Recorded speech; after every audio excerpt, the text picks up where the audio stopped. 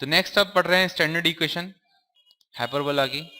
तो फिर से एक डायग्राम बना देते हैं। ये आपकी हो गई कॉन्जुगेट एक्सिस, जो वाई एक्सिस है, हॉरिजॉन्टल हाइपरबोला की बात कर रहा हूँ तो। और ये हो गई मेरी ट्रांसवर्स एक्सिस, और इस तरीके से मैंने ये एक अपने फ्री हैंड डायग्राम बना दिया, ऐसा कुछ हाइपरबोला है। तो अब मुझे इक्वेशन सॉल्व करनी है कि क्या होगी इसकी।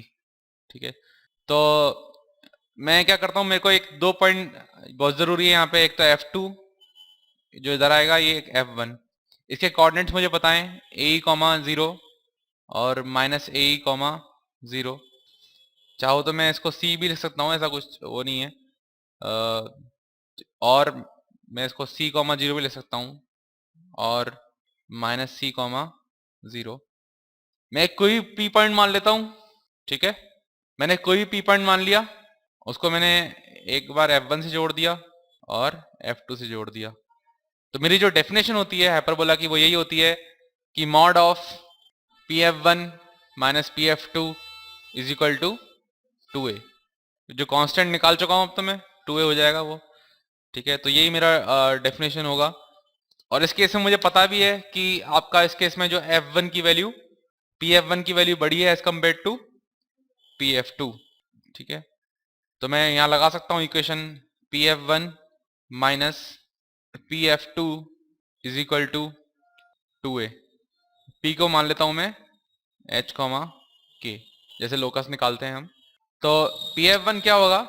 Pf1 होगा अंडर रूट ऑफ, Pf1 हो जाएगा under root of H plus C का square plus K square, distance formula लगाया है मैंने, minus under root of Pf2 हो जाएगा H माइनस C का square plus K square is equal to 2a।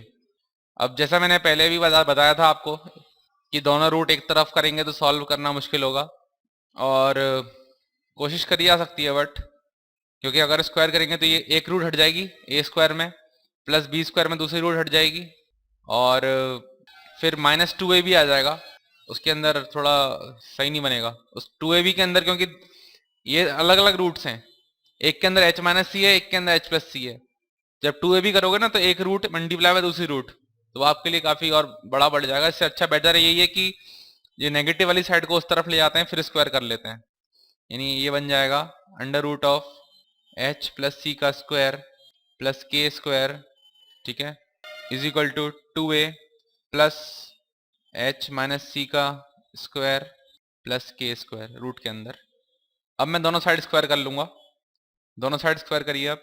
Squaring आप देखेंगे इधर बन जाएगा h प्लस सी का स्क्वायर प्लस के स्क्वायर बराबर, इधर बन जाएगा ए स्क्वायर यानी कि 2a का स्क्वायर यानी 4a square plus B square यानी h माइनस सी का स्क्वायर प्लस के स्क्वायर प्लस 2ab मतलब 2 इंटू 2a यानी कि 4a टाइम्स जो b था वो था h माइनस सी का स्क्वायर प्लस के स्क्वायर, ये आएगा।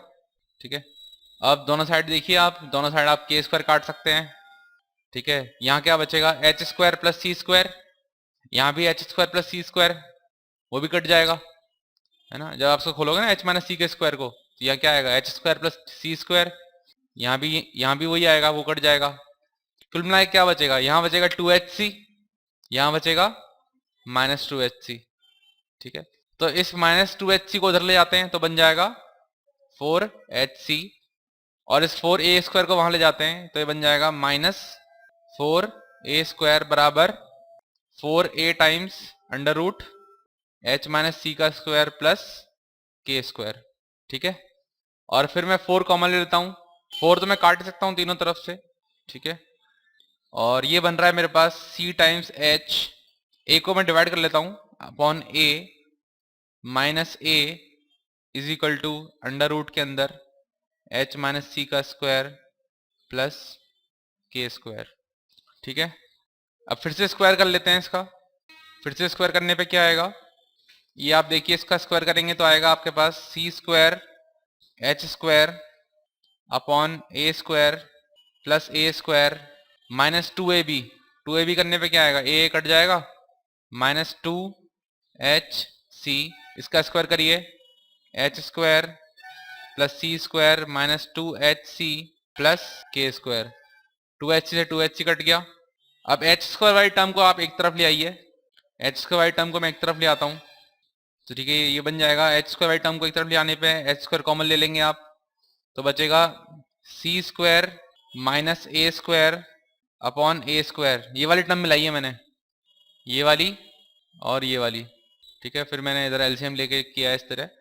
फिर क्या बचेगा, और बचेगा इधर ए स्क्वायर को आप वहां ले जाइए, तो बचेगा सी स्क्वायर माइनस ए स्क्वायर, और के स्क्वायर को आप उस तरफ ले जाइए, यानी माइनस के स्क्वायर बराबर सी स्क्वायर माइनस ए स्क्वायर। अब आप दोनों साइड सी स्क्वायर माइनस ए स्क्वायर से डिवाइड कर दीजिए। ऐसा करने पे बचेगा आपके पास H square upon A square minus K square upon C square minus A square is equal to 1। और अभी आपने जब हमने सारे पैरामीटर डिफाइन किए थे तो हमने क्या बोला था कि सी स्क्वायर बराबर है a square plus B square. Ellipse में a square minus b square था, हाइपरबोला में a square plus B square है, तो सी स्क्वायर माइनस ए स्क्वायर क्या आएगा, बी स्क्वायर आएगा। यानी आपके पास इक्वेशन आ जाएगी H square upon A square minus K square upon B square is equal to 1। फिर हम एच और के को एक्स और वाई से रिप्लेस कर देंगे, तो ये आपके पास इक्वेशन आ जाएगी X square upon A square minus Y square upon B square is equal to 1। ये आपकी हाइपरबोला की स्टैंडर्ड इक्वेशन है। तो इलिप्स की इक्वेशन के बस बेसिकली अंतर इतना है, यहाँ वहाँ प्लस साइन था, यहाँ माइनस साइन है, तो ये अंतर है यहाँ पे। और एक इंपॉर्टेंट रिलेशन आपको ये याद रखना है, ये एक इंपॉर्टेंट रिलेशन है जो सी ए और बी के बीच में जो रिलेशन है वो है c square is equal to a square plus B square, ठीक है। क्योंकि ये इक्वेशन वो इक्वेशन है जो हर एक्स और वाई को, जो बेसिकली जो हमें स्टैंडर्ड, जो हमें कंडीशन लेके चलनी होती है कि दोनों का पॉइंट की दोनों का जो डिफरेंस है वो 2a होना चाहिए, उस डिफरेंस को फॉलो करते हुए हमें इस इक्वेशन तक पहुंचे। यानी सभी एक्स और वाई पॉइंट्स इसको सेटिस्फाई करेंगे जो वो रिलेशन फॉलो करते थे, यानी यही इक्वेशन होगी हाइपरबोला की, ठीक है। और एक ऐसा हाइपरबोला यदि if a is equal to B हो जाए, मान लीजिए कभी a इक्वल टू बी हो सकता है कभी, ठीक है, जब आपका length of transverse axis is equal to length of conjugate axis हो जाए यदि, तो उस केस में हम हाइपरबोला को बोलते हैं इक्विलेटरल हाइपरबोला। इक्विलेटरल इसीलिए क्योंकि दोनों जो एक्सिस हैं वो बराबर हो गई हैं, ठीक है। और यदि हमें वर्टिकल पैराबोला देखना होता तो वर्टिकल हाइपरबोला, तो उस केस में आपका ये जो एक्सिस होता वो हो जाता ट्रांसवर्स एक्सिस, जो वाई एक्सिस है ट्रांसवर्स एक्सिस हो जाता, और ये एक्सिस हो जाता कॉन्जुगेट एक्सिस। आपका हाइपरबोला कुछ इस तरीके का बनता, राइट। तो उस केस में कैसे पॉइंट्स मार्क करते हैं आप, बेसिकली ये वाला वर्टेक्स हो जाता 0, a, ये वाला वर्टेक्स हो जाता 0, -a, क्योंकि हम बेसिकली a मान के चलते हैं। a क्या मान के चलते हैं, बेसिकली ऑरिजिन से लेकर वर्टेक्स की दूरी को a मान के चल रहे हैं। और जो फोकाई था आपका, मान लीजिए f2 है, ये हो जाता आपका 0, c, और जो f1 था 0, -c, इस तरह का हाइपरबोला बनता।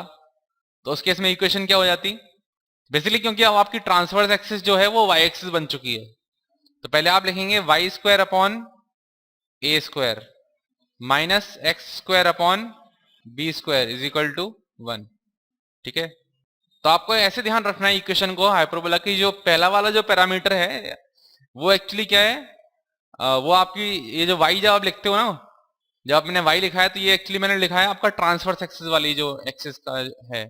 जब मैं लिखता हूँ एक्स स्क्वायर अपॉन ए स्क्वायर, तो उस केस में एक्स एक्सिस होती है मेरी ट्रांसवर्स एक्सिस, तो इसमें y के साथ a आएगा, क्योंकि मैंने a को नहीं बदला है, तो y के साथ a आएगा, x के साथ b आएगा। तो उस केस में ये इक्वेशन हो जाएगी। इसका प्रूफ में कराने की जरूरत है नहीं, इसका प्रूफ आप चाहो तो वैसे ही कर सकते हो पॉइंट मान के, और उस तरीके से।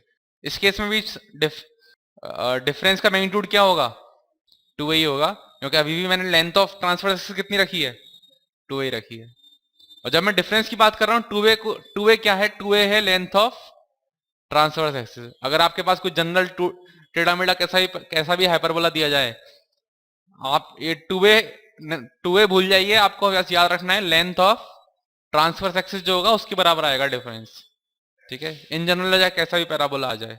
ठीक है, तो ये है, और ये पैराबोला भी सिमेट्रिक है, एक्स एक्सिस के अबाउट भी है, वाई एक्सिस के अबाउट भी है।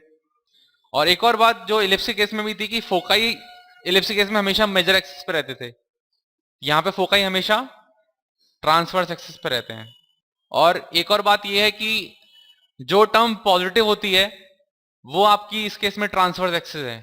जैसे पिछली बार आपने देखा था एक्स स्क्वायर अपॉन ए square minus Y square upon B square, तो पॉजिटिव टर्म कौन सी थी उसमें, एक्स स्क्वायर अपॉन ए स्क्वायर। तो उस केस में क्या था, एक्स एक्सिस तो हो गई आपकी ट्रांसवर्स एक्सिस, और ए हो गई आपकी जो आप ऑरिजिन से लेकर वर्टेक्स की दूरी होती है।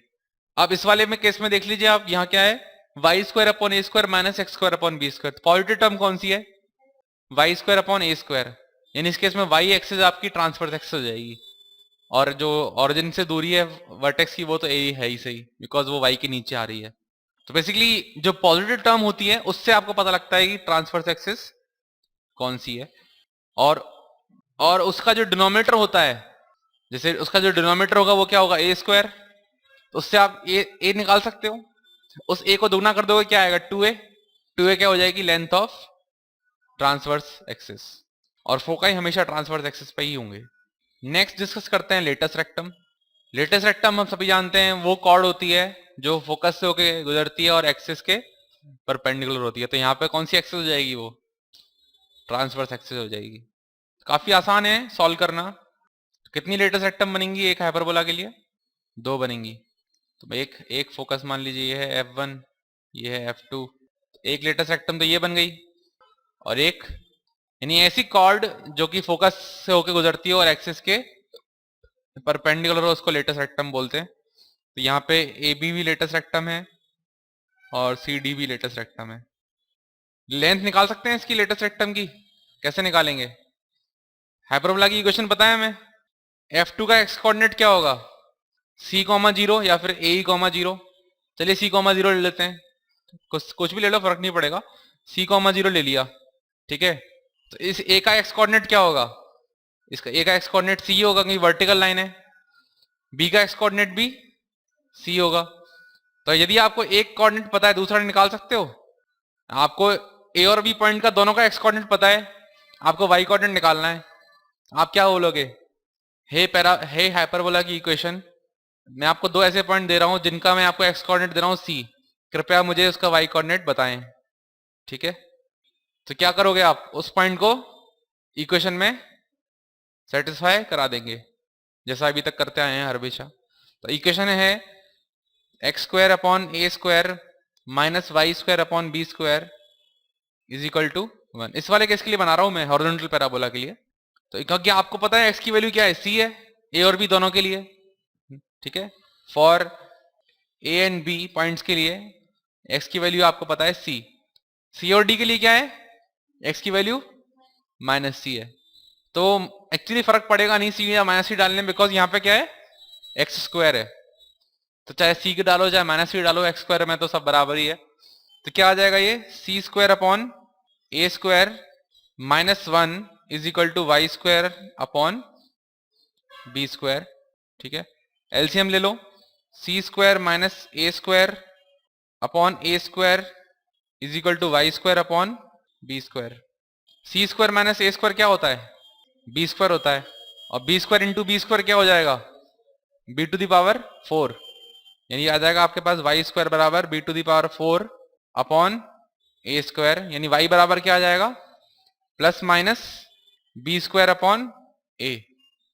यानी ये वाला पॉइंट क्या होगा, C comma b square by a, और ये वाला पॉइंट हो जाएगा C comma minus b square by a. तो कुल मिला के लेंथ कितनी हो जाएगी, 2b स्क्वायर बाय ए, ऊपर b स्क्वायर बाय ए नीचे b स्क्वायर बाय ए, कुल मिला के लेंथ हो गई 2b स्क्वायर बाय ए। देखो length of latus rectum is equal to 2b square by a. C के कोऑर्डिनेट्स क्या होंगे यहाँ पे, -C comma b square by a, इसके क्या होंगे डी के, -C comma minus b square by. तो ये सब मैं आपको पहले भी कई बार बता चुका हूँ क्यों 2 आंसर आते हैं, ठीक है, क्योंकि तुमने तुमने केवल x की वैल्यू c प्रोवाइड की है हाइपरबोला को। हाइपरबोला ने देखा कि ऐसे दो पॉइंट्स हैं, अगर c की वैल्यू, अगर x की वैल्यू c है तो y की वैल्यू दो हो सकती है, तो जो पॉजिटिव होगी वो एक ही होगी, जो नेगेटिव होगी इसकी होगी। तो इस तरह length of latus rectum 2b² a, और यही मेरी इलिप्स में भी आई थी, इलिप्स के केस में भी 2b² a ही आई थी। इस तरीके से हमने यहाँ पे लेटेस्ट रेक्टम भी निकाल ली। Thank you.